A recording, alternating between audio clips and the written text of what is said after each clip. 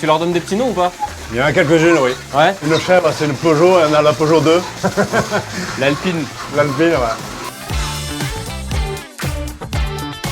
Hello tout le monde, aujourd'hui nous sommes à Laragne et nous allons partir à la rencontre de Franck, producteur de Banon, qui va nous faire découvrir tout le savoir-faire fromager de sa région.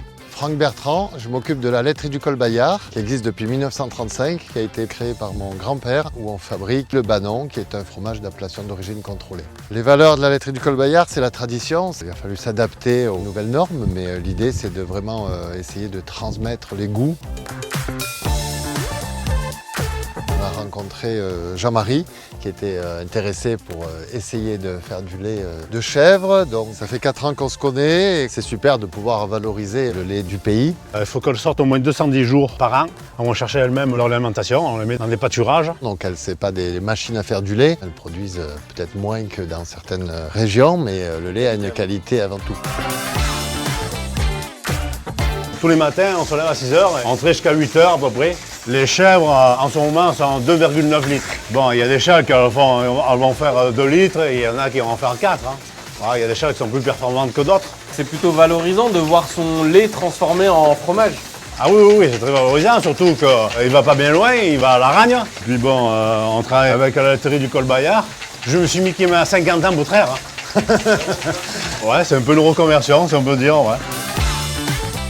Là, donc, on va remplir les bassines du lait qui arrive de chez Jean-Marie. Pendant ce temps, Virginie fait chauffer le lait. Ensuite, on va mettre les ferments lactiques, puis la présure, et on va attendre que le lait coagule tranquillement. Alors là, je vais procéder au décaillage. On va découper le caillé et ça va permettre de libérer l'eau qu'il y a dans le lait. Donc là, ça va être l'étape du moulage. Après le moulage, les fromages s'égouttent. Et le lendemain matin, on va démouler les fromages et on va également les saler. Le haloir, c'est la partie où ils sont affinés nus. C'est tout un enchaînement de levures et de moisissures qui vont donner du goût et de la souplesse à la pâte. Ça, c'est le pliage.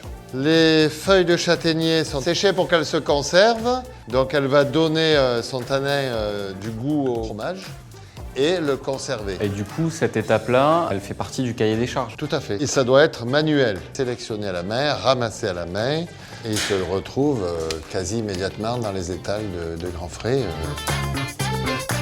Du coup, Franck, est-ce que tu peux nous dire un peu quel produit on va pouvoir goûter aujourd'hui? Ça, c'est le Banon, appellation d'origine protégée.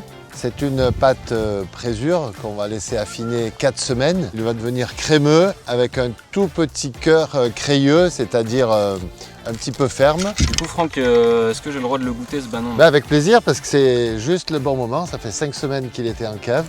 Donc normalement, il doit être à point. Merci beaucoup. C'est vrai qu'on sent bien les arômes un peu boisés apportés par la feuille de châtaignier. Et il est super fondant en bouche en fait. Et puis tu peux avoir une petite pointe d'amertume à la fin, ça peut arriver, mais c'est recherché aussi. Vraiment très très bon.